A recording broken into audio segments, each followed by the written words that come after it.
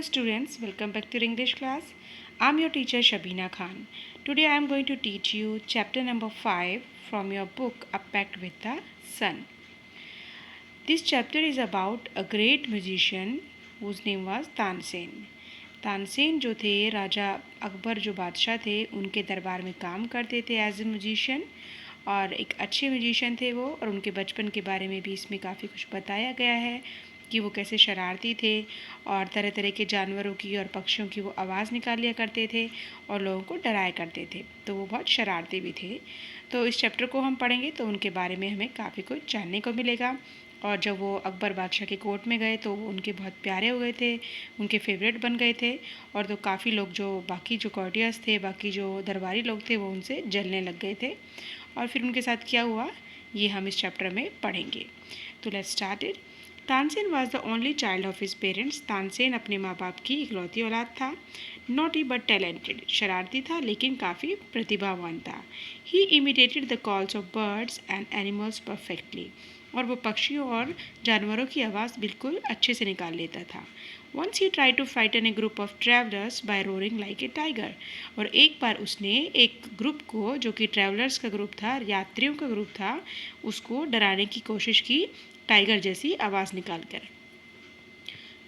You may have heard the name of Tansen. आपने तानसेन का नाम तो सुना ही होगा।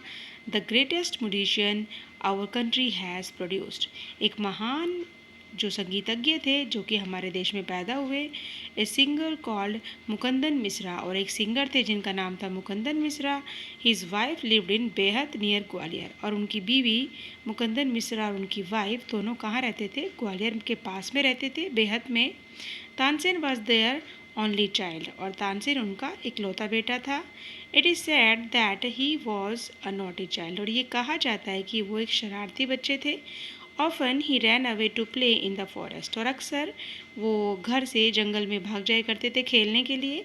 And soon learn to imitate perfectly the calls of birds and animals, और जल्दी ही उन्होंने जानवरों की और पक्षियों की आवाज़ बहुत अच्छे से नकल करना स्टार्ट कर दिया था, सीख लिया था।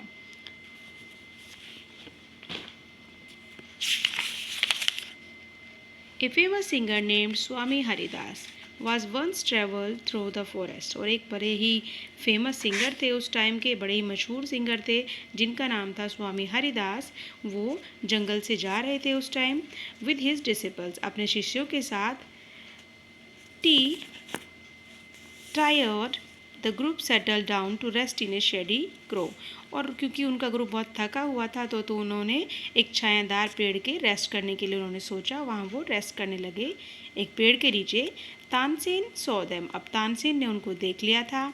स्ट्रेंजर्स इन द फॉरेस्ट, उसने सोचा अच्छा जंगल में अजनबी लोग। ही सेड टू हिमसेल्फ, उसने खुद से ये बात बोली क्योंकि वह शरारती था तो उसे जो शरारत सूझ गई।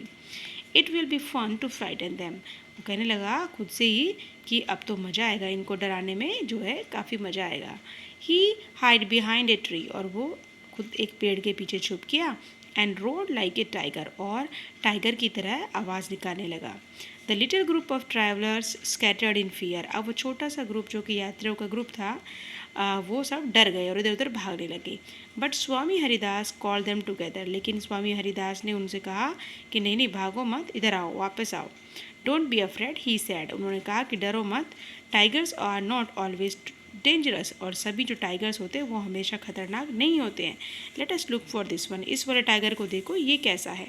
Suddenly one of his man so a boy hiding behind a tree, और अचानक से उन्हीं में से किसी एक आदमी ने बच्चे को देख लिया, छोटा सा बच्चा था जो पेड़ के पीछे छुपा हुआ था। There are no tigers here master he said, और उसने कहा कि जो यहाँ पर कोई टाइगर नहीं है मास्टर, यहाँ तो ओनली द नॉटी बॉय, यहाँ पर तो एक शरारती सा बच्चा है। तो यहाँ पर उनको पता चल गया था कि तानसेन ही वो आवाज़ निकाल रहा था, कोई टाइगर नहीं था। Tansen learn music from Swami Haridas for 11 years, अब हम पढ़ेंगे कि तानसेन ने 11 साल तक स्वामी हरिदास से म्यूज़िक सीखा था। He stayed with a holy man called Mohammed Ghaus, और एक मोहम्मद गौस के नाम से जो बहुत ही पवित्र इंसान थे, अच्छे इंसान थे, उनके साथ वो रहे काफ़ी time. He married Husaini, Husaini से उन्होंने शादी की। One of the ladies in the court of Rani Mrignayani, जो कि रानी मृगनयनी के कोर्ट में ही काम करती थी।